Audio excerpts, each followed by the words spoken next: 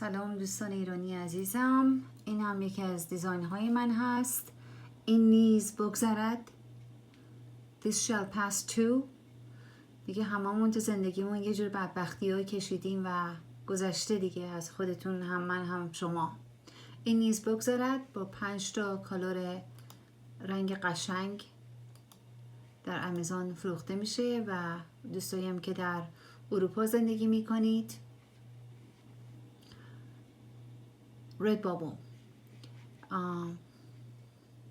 این نیز This shall pass too. و همونطوری هم که میدونید پرشنی از این تیشرت به کودکان و حیوانات ایران اهدا خواهد شد از طرف شما و من. لینکشو براتون میذارم که بتونید از نزدیک ببینید.